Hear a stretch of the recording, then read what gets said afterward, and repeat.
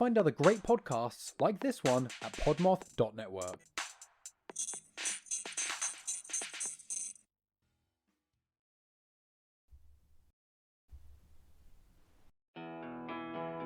Everybody knows that true crime can be a real buzz killer, so why not pair it with a nice glass of wine? Join us, Macy and Nicole, the hosts of Buzzkillers, a true crime podcast, as we drink our way through new bottles of wine every week, while navigating true crime cases, conspiracy theories, and even some spooky haunts. The deep dives are kept light with banter and personal tales, and even the occasional boozy hiccup. Listeners are encouraged to grab a drink of any kind and tune in every Sunday as we tell the tales of the wicked that plague this world. Buzzkillers can be streamed on Apple Podcast, Spotify, Amazon Music, and anywhere else you like to listen. Check out our website, www.buzzkillerspodcast.com, for more information.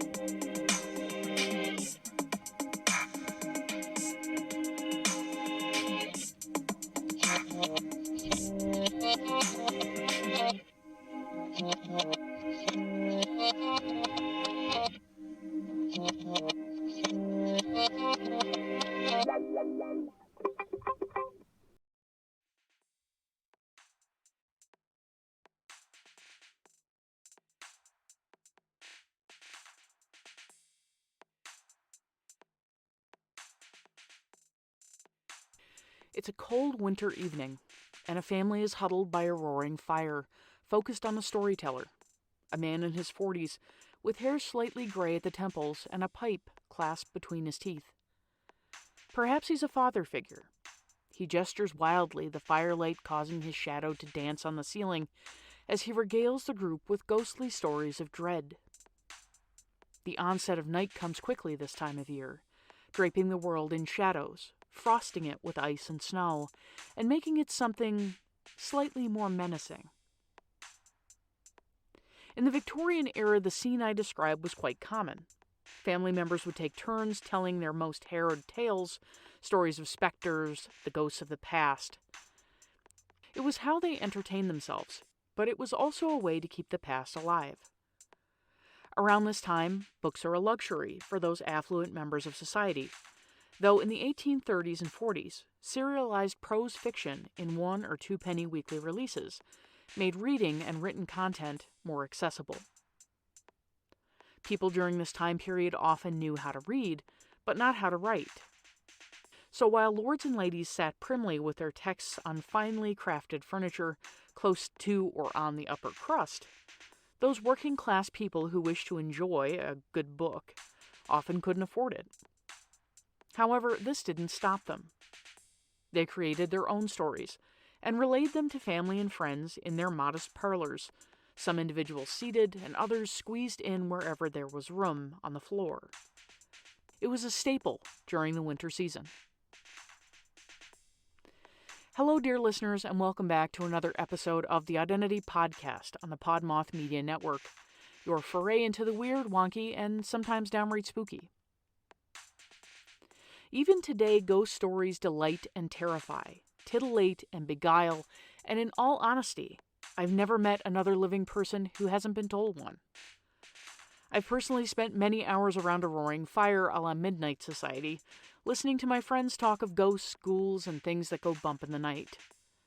I've even told a few myself and found satisfaction in the fear that they conjured in my listener.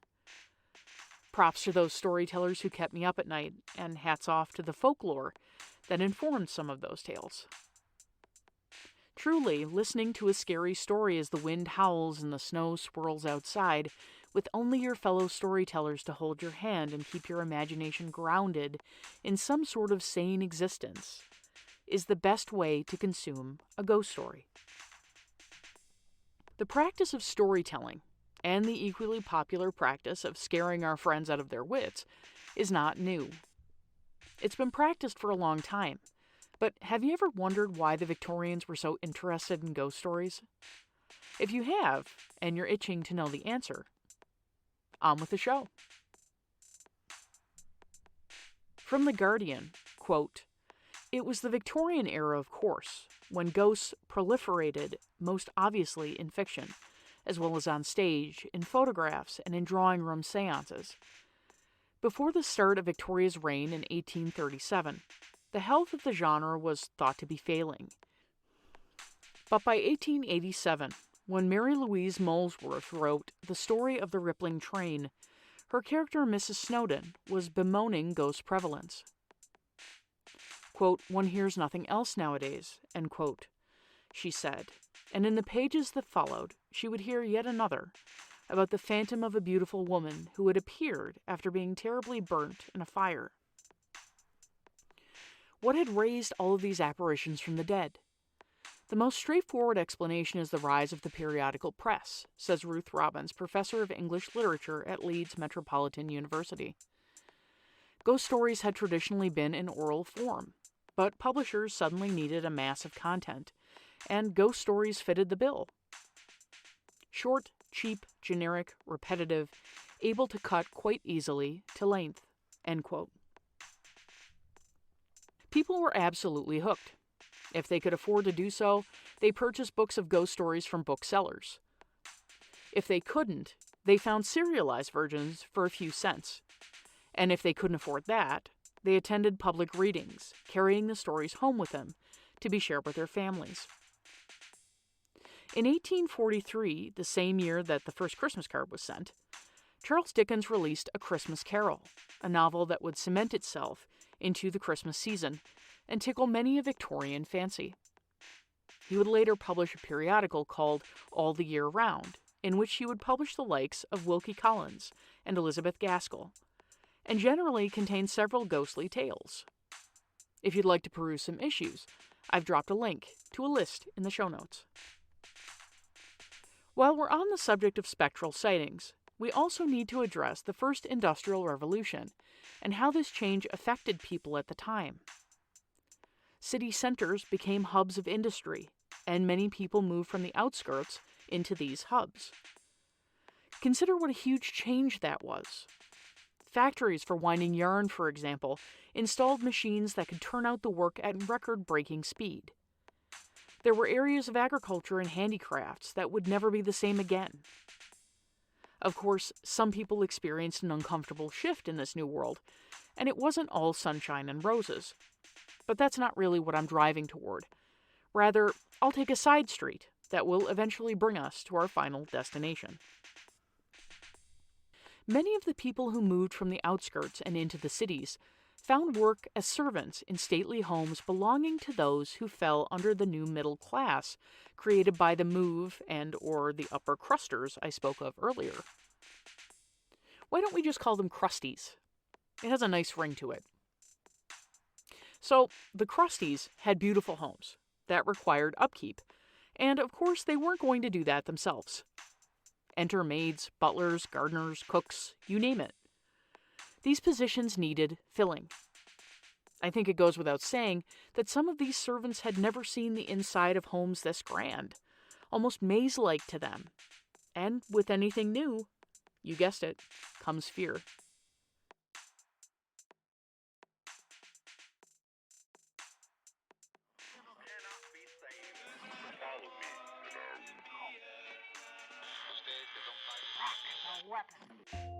Welcome to The Ugly Radio on the Podmoth Network, a lo-fi sci-fi audio theater anthology series made for late nights and strong drinks. Join us monthly as we broadcast a pirate signal across time and space, featuring stories, songs, and frequencies from a rotating list of voice actors, writers, storytellers, and musicians.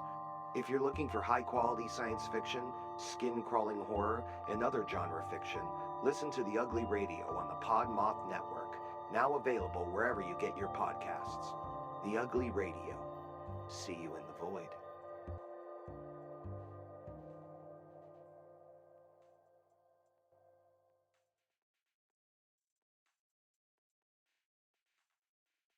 Spirits, whether real or invented, were a genuine concern. In the seemingly cavernous expanse of this new world, a baby's cry echoed endlessly, finding the ear of a butler who thought it sounded like the wail of the disembodied. Maidservants, folding linen and making beds, would think that they saw a shadow shift beyond a doorway, or catch a glimpse of a horrifying face in a window. Items falling to the floor would easily be misconstrued as paranormal, and these echoing sounds could be mistaken for footfalls that had no owner. Hidden stairways and doors made the servants practically invisible in these houses, the idea being that servants should be seen and not heard. But near invisibility was even more desirable. It was also unnerving for people who were already experiencing a shock to their system. A random individual popping out when unexpected would make anyone jump. Now, I'm sure you know by now that I'm not going to be the person to say all of these experiences were invented by an overactive imagination. But word of a haunted house, whether it actually is or not, travels quickly. Stories about these locations travel even quicker, and in some cases, these stories were totally and completely made up. Of course, we also have to consider the method for lighting these homes. Gas lamps were all the rage at the time, and carbon monoxide that they would give off could and would cause hallucinations. All of this, the fact that ghost stories were easy to serialize, and the rise of paranormal activity and discussion of it, is fairly easy to explain. More people had access to the stories, and often these stories were relatable to the listener. Tales of haunted houses, strange noises, specters, all of which were things that they themselves had experienced in some way. Ghost stories were also a way to add excitement and intrigue to the monotony of life because, let's be honest, the effort of cleaning those huge houses lacked excitement. We should also address a couple of other ways that this excitement manifested. First, let's travel to New York in 1848, when the Fox sisters claimed to experience a tapping or rapping noise that could seemingly communicate with them. They said it was the spirit of a peddler who had died in the basement of a home, but they eventually came to call him Mr. Splitfoot, likely referencing the devil. Around this time, spiritualism became popular and communicating with the dead became more and more common. The Fox sisters traveled all over the country to show the world their newfound evidence of life after demise. But even after the sisters were exposed as frauds, cracking their toe knuckles under their long dresses to create the rapping sounds, spiritualism remained popular, and the fascination with spirits and the nether realms continued.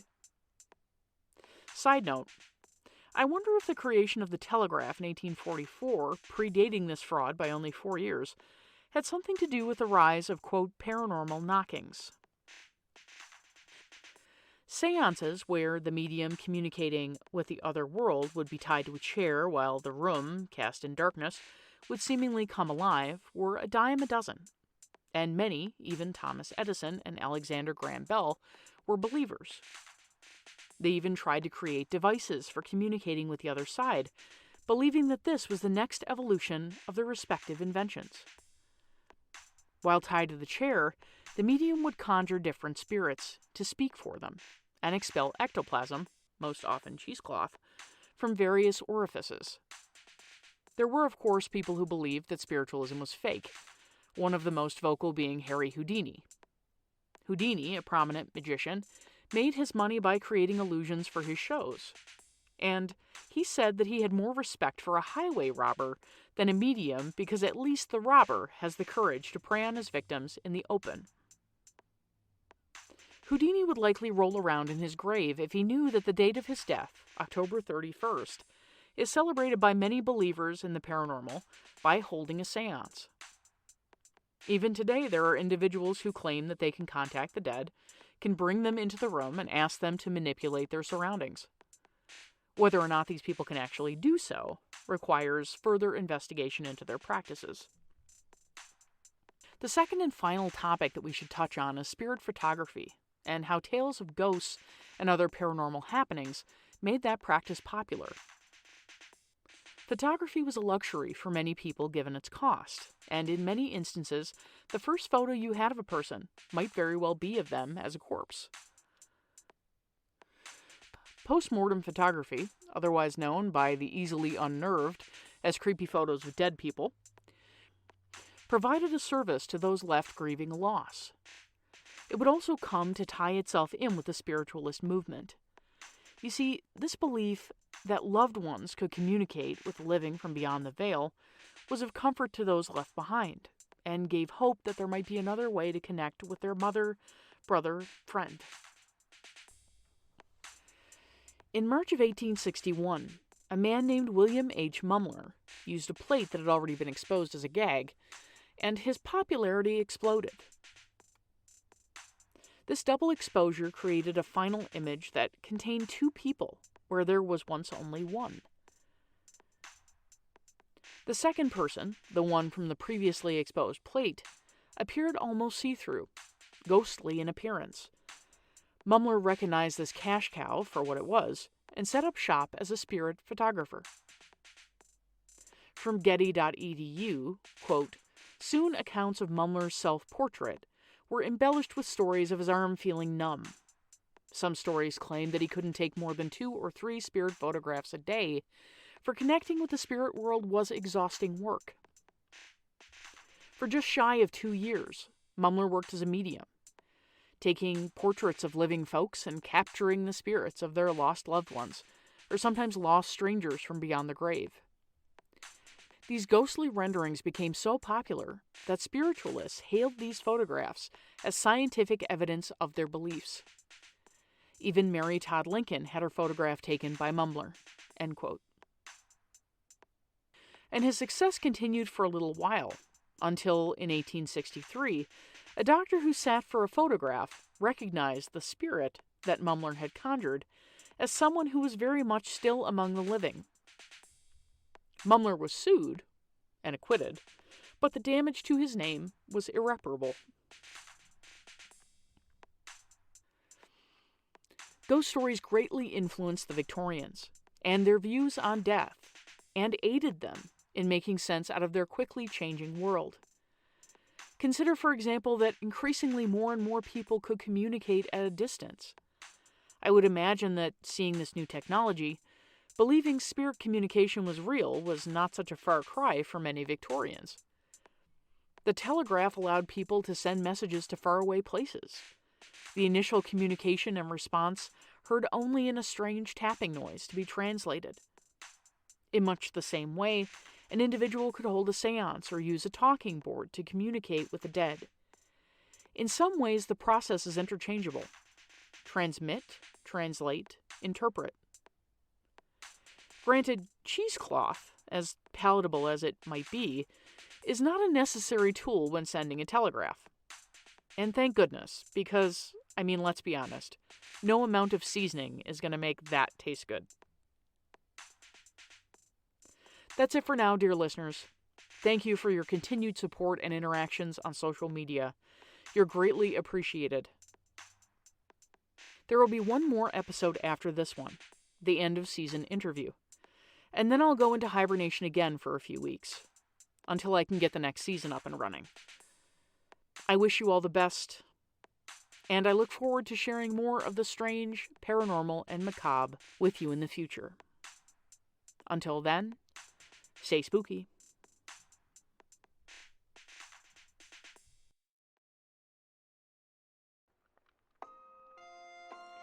The Identity Podcast is brought to you by host Janine Mercer, and the music was created using GarageBand.